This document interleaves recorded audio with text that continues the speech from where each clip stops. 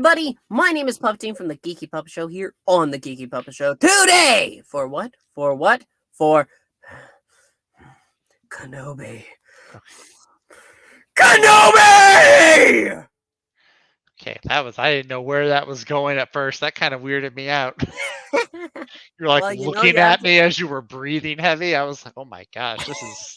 You have to do the Lean Darth over. Maul. You have to do the Darth Maul scream at least once in your life. I will, just not to a puppet. Oh no, that's a low blow. Speaking of puppets, yes, hello to you, Comic Book Frog. Thank you, and thank you to Maroni as well. Oh, yeah. Darth Puppetine. Well, yes, I suppose so. Or Puppet Mall. Depends on which way you're going to go. But yes, we are here to talk about Kenobi. Episode 3 dropped, and well, it's about time we reviewed it, huh? I think so. I think we've had enough time. We will be. I assume we're going into spoilers. Oh, It's been out all day, so yeah. If you haven't watched it, well, then you're just costing yourself, and you should rethink your life. You want to go home and rethink your life. Don't get death sticks. Go That's right. home and rethink your life. That's right. But Obi-Wan doesn't say no to drugs. No, he does not say no. He actually took drugs from that kid in the last episode, didn't he? Well, he held him. He was like, "Oh, okay." Well, he held him and then he used them, didn't he? Didn't he like throw it on the ground and make like? He used it on the people. Yeah, as a weapon. Yeah. Use drugs as weapons, kids. Use drugs as weapons, not as recreational materials. That's right. I think. Maybe this sounds dangerous. It does. This is about to go into like Breaking Bad territory. I don't know if I like this. I don't know. This is about to go to Froggy burning down forests territory. Yeah, a little bit. Yeah. But yes, we're going to talk about this episode because this is the big one. We get to see Darth Vader in action as Obi-Wan and Leia they're traveling on a little planet, and while there's a quick not dream sequence, a mirage of flashback. Oh yeah. He sees his eyes trick him. Yep. Yeah. There's not a lot to go on here. It's really just a touching kind of moment between them. Where the plot lies is with Vader, because he talks to Reva, the third sister. Yes. Yeah. He also breathes at her. Yes, he does. While, yes, he does say that the Grand Inquisitor is inconsequential, let's take a breath. We know he has to be in the Rebels, so it's okay. I'm still saying they clone him and bring him back. That's my theory. I don't know about that. Maybe, but I don't think so. They've got the cloning technology, and the Empire loves to clone stuff. So that's my theory. I don't think Vader knew about the cloning technology, though. Valid point. We'll see. Maybe he's got a twin. No, he's gonna have a twin brother or a twin sister, or he's gonna have a twin. That's it. With a proper forehead. With the proper forehead and the eyes and the teeth and everything. Yeah. That's right. Well, he had the eyes and teeth, but he didn't have the forehead. Yeah, that's true. Yeah. But basically he says, get Kenobi. That's what I want you to do. And while there's some infighting between the Inquisitors, because somehow the fifth brother thinks he's next in line when the third sister. How does ranking work for the Inquisitors? That's what I don't. It's so confusing too, because can you not just give them names like third brother, fifth sister, eighth sister, and they're all over all these shows. You have different ones. Like in Rebels, the one they had, was it like seventh sister? I'm not sure. Which one was that? Sarah Michelle Gellar voiced one. Those ones, I believe, are these two. Oh, really? Yeah, the fifth brother and the fourth sister. I'm going to have to look that up. Yeah, because they've got different ones in Rebels. They've got different ones in the Jedi Fallen Order game. Yep, the second sister dies there. Second sister is... Yeah, the second sister. But then there's like the eighth sister, like this huge alien chick. She's like a giant or something. But yeah, there's just right in your vein, huh? I just don't understand how the ranking works with the Inquisitors. It's so weird. But maybe it's like, I have no idea. I honestly don't have any idea how it works. Yeah, no, me neither. Yeah. But while there's that, we'll get to the meat and potatoes of this because Obi-Wan and Leia, she's tired, and so she basically hitchhikes. She pulls out sticks out her little thumb. Hey, you! We need a ride, and the guy seems friendly enough. Little Seems like mole he's voiced face. by Joe Rogan or something, but not Yeah, Joe Rogan. Sorry, Seth Rogen. Wrong yeah. Rogan. Seth Rogen fits a lot better. Yeah. Joe Rogan, I'm expecting like a big swole mole guy. Yeah, he's this mole guy. He lives on this planet that's been taken over by the Empire. He's a transport driver, so he picks up and drops off. He's like an Uber for stormtroopers. But yeah, Obi-Wan and Leia convince them that they're farmers on their way home. And yeah, on their way though, he lets them hop in, but then on the way they pick up this garrison of stormtroopers, and I actually thought this was one of the neater scenes because they ask them like, "Where are you going?" Like they're just grilling them because they're looking for a Jedi, and so they're kind of suspicious of them. So they're asking them all these questions, and Obi-Wan tries to avoid answering them, but the stormtrooper's like, "Oh, it's a long way, so you can tell us your long story." And Yep. so the thing I really thought was cool because I thought it was going to turn into a fight right there on the trailer because he calls Leia Leia when originally he called Leia Luna or Luma, and the stormtrooper's like, "Hey, you used a different name," and he's like, "Oh, that was my wife's name. She's dead." I get confused. Like he ad libbed or he improvised really neat. I thought in that moment, so that was kind of cool. Yeah, because you can't go.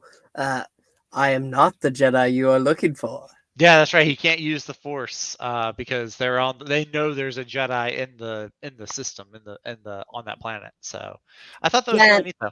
that and he's kind of weak in the Force at the moment. So At the time, yeah, he doesn't seem like he's full strength. he's severed himself a little bit, but now it's now he's letting it in slowly. But where we do get a fight is the mole guy is actually a piece of trash because he brought them to a checkpoint and wanted them to check him out, and that's when a security probe comes in and starts to scan him, and it gets his face before Obi-Wan shoots him. So uncivilized. Uncivilized, but he's really good with a weapon that he says is uncivilized. Like he like it's like he plays Fortnite or something. He's really good. Like he's just Did you just say it's like he plays Fortnite? or laser tag. Yeah, it's laser Fortnite? tag. Zach, you said Obi-Wan Kenobi, the Grand Master, is good with a blaster like he plays Fortnite! I work with youth kids, and they just put Obi-Wan Kenobi in Fortnite too, so you can actually. I killed the puppet. You can actually run. You can run around as Kenobi with the Fortnite guns in Fortnite. So. Dear God. You need to get on your hands and knees and start praying real hard. You need to go home and rethink your life. I need death sticks. Yeah, you do. Yeah, you do. But yes, there is actually a cool fight here at the checkpoint, and I think we actually get the most brutal scene we've seen from these series. And that's when a stormtrooper just falls off the top and he gets sliced right in half on the security checkpoint. I didn't know that it was that kind of laser. I thought it was like the kind you could just go through and it wouldn't hurt you. I didn't know it was like a hard laser. Like, jeez. That was pretty cool though. It was very good. Yeah. Maranya says a little point before we get towards the Inquisitors again. She's right. They are expendable because they don't have names. They have ranks, and their ranks are what defines them. Mm-hmm. And Vader doesn't really care about any of them. That makes sense. The Inquisitors. Yeah, that would make sense. Them being expendable. Well, it's like stormtroopers, isn't it? Like you don't see their faces; they're expendable as long as they do the job. So yeah, that makes sense. There's a whole story in Rebels about how the Empire comes in, and in the Bad Batch, in fact, about how they come in and they give you numbers. Mm-hmm. How clones felt that way. They wanted their names. They wanted identities. Right. And then when the Empire came in, the Bad Batch talks about how we fought so hard to get names that now everybody's getting a number. Well, even you can even go back further than that. I think it's like one of the first story arcs in Clone Wars. There's like the clones that Plo Koon saves that are just like adrift in an escape pod. He's like, "We're clones. We're meant to be expendable," and Plo Koon's like, "Not to me," or something like that.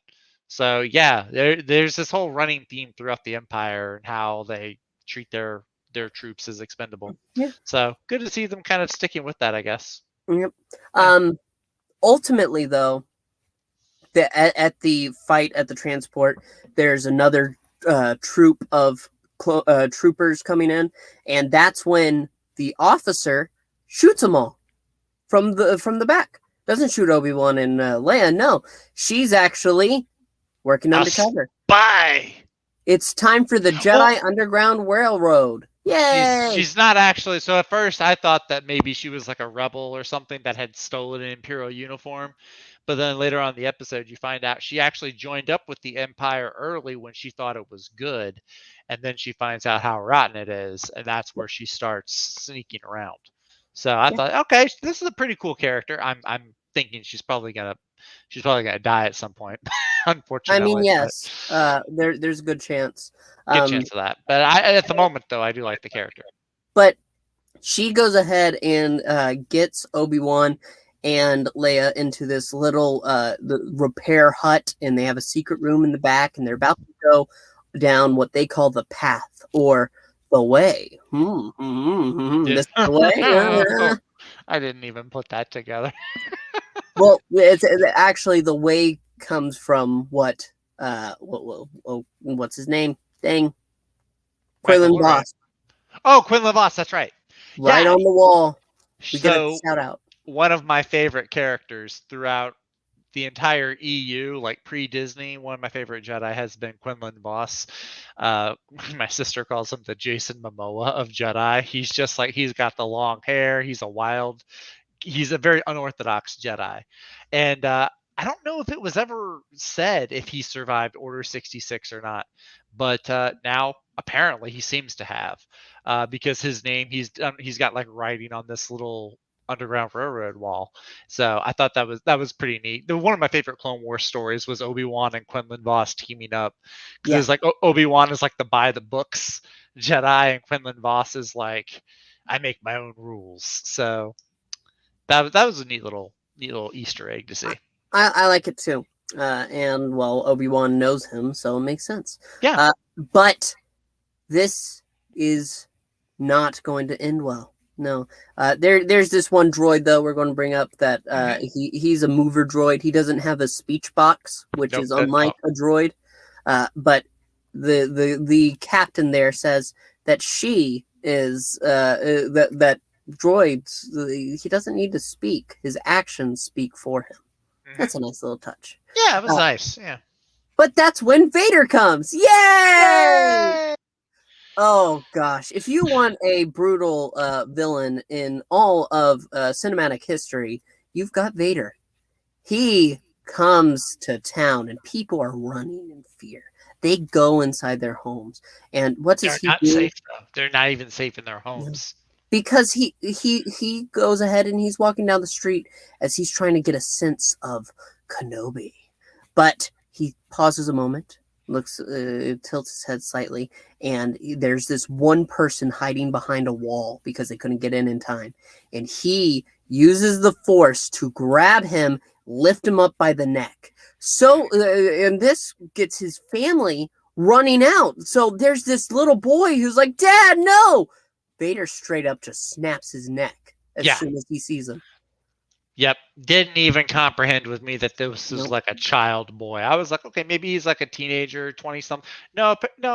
Vader is used to killing younglings. Vader does kill. Yeah, that is some brutal Vader. Probably not.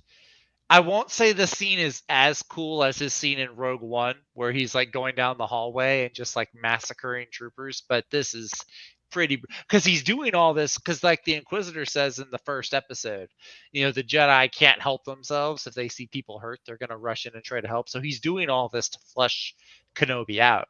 He's just like dragging people behind him in the dirt in the street. Yeah, snapping a kid's neck. Yeah, it was crazy. Yeah. Um, getting to see him like this was insane. And as he's walking down the way, eventually Kenobi looks at Leia and the captain. I wish I could remember her name, but I can't. And tells them, you're going to take her down the path, and I'm going to distract them. Get her to Alderaan." And, well, ultimately, he is able to sneak out, and Vader senses this, and he walks down the way. The Inquisitor, Sister 3, wants to follow him, but that's when the fifth brother just steps in and says, "No, We're he's." supposed to sweep the town. That was a really Mhm. bad impersonation. But yeah, he's like, no, we're just supposed to sweep the town. Do your job. Do what he told you to do. Yep. And right now, there's like this little contest going on between Riva and Fifth Brother, Yep. because they both, I guess, want the Grand Inquisitor job. So yeah, they're kind of acting extra ugly towards each other. But Yep. And honestly, the fifth brother is going about it the right way, because if you want to please Vader, just do your work. you just keep your head down. You do the job. Exactly. Yep. Otherwise, you die. But this is round one. We'll go ahead and say that, because ultimately Vader does get to see Kenobi. Just sneaks up on him. He He's does. in a giant suit. His breathing's loud, but he's able to hold it in to get the jump on Kenobi. And Kenobi has to even ask, "What have you become?" And he says, "I am what you made me." Ooh. Mm-hmm. Yes. And Kenobi is not able to hold himself like he was in Revenge of the Sith. No. He is trying to keep his lightsaber ignited and away from him, as Vader's just toying with him with his own, just keeping him down. And eventually they get to this one part where it looks like Kenobi is cornered. Vader brings down this vat, and whatever it is, it's highly flammable, because he puts his lightsaber to it and Yeah. ignites it. And using the force, he's able to pick up Kenobi like he's a toy, and then drag him down against the fire. And all I could think of was Anakin in that moment, just burning in flames as the lava reached him. Yeah, Oh, right. Yeah, trying to inflict a similar type of pain against Kenobi. Yeah, yep. that was a pretty cool scene. But of course, we know Obi-Wan's not going to die. Obviously, But um, he got pretty damaged. he did get really torn up though. Yeah, what we then see is these stormtroopers come up behind Vader, and they're getting ready to fire. They're getting ready to grab Kenobi, when Tala shows up and snipes one of them. You got her And name. yeah, I remembered her name. I don't. Yeah. Then that big speechless mover droid comes in and picks up Kenobi and runs off with him. This was the one thing I kind of had to. I was like, that's really weird. It's like Darth Vader just ran out of Force juice, because he just like stands there and just watches the droid carry Kenobi away. Well, the But flames that he had blown out before are now tenfold. They are much yes, stronger. They're that like is a wall, and you can barely see them sticking out from over it. And so he watches, but you, I don't know I, I how. I think he learned his lesson about using patience. So I think that might be it too. He's like, instead of rushing in, I think he's just going to use patience. Yep, and he's definitely going to handle him. But this means Leia was going down the path alone to meet to meet a pilot that was going to take her off world. Hmm. But Riva, in her investigating, found the path and figured out where it ended. And so she got there first, slayed the pilot, and was waiting for when Leia came. And that is where this episode ended. Yep. And I thought it was awesome. It was a very good episode. I really loved the first two episodes, and I love this too. This I, might be my favorite one so far. The first two episodes were pretty solid. But yeah, this one has probably been my favorite so far. Halfway through the season, this is my favorite one. already. Yeah, already. It's only 6 episodes. That's crazy. But Oh, uh, That's so sad. But at the same time, Don't worry, we'll have Bad Batch season 2 before you know it. yay! And we'll have to Frog, no. This is a child. This is a 9-year-old Leia. This is no 10-year-old. But no. 10-year-old. Even still, no. No. We'll have to forgive the frog. He isn't watching this, so he has no clue. That's true. That is true. At least I hope he has no clue. Dear God. But that is the where are the 7? A lot of them are dead. A lot of the Inquisitors are dead, and they'll end up dead in the future. The Inquisitors do not survive. Inquisitors have, as powerful as they are, they have a very flimsy life rate when you bring other Jedi into the equation. Yeah. It's also, I really think that this is going to get better and better for the next 3 episodes that we got. We'll probably get a breather because Kenobi has to heal up a little bit. Breather. I'm still thinking we get maybe a Qui-Gon Jinn cameo as a Force Ghost, maybe. I don't think this would happen, but it would be really insane if we find out that Mace Windu is still alive. I don't think that'll happen. That's not going to happen. But it's not going to happen, Zach. Mace no Windu, matter how much Samuel L. Jackson asks. If it was George Lucas, then maybe. Because, we know George Lucas will give Samuel L. Jackson anything he wants. He'll give him purple lightsaber. Yeah. No purple lightsaber. There can be a purple lightsaber. Okay. Why not? You can have red and blue. Just put them together. Get purple. Boom. Yeah. But overall, I think thus far it's pretty great. I don't know if we'll get many other cameos, but I sure do hope so. Just some little ones, nothing overbearing. Yeah, I would still like to see Commander Cody, but we'll see him in Bad Batch. That's true. And that is he better be feeling definitely very guilty.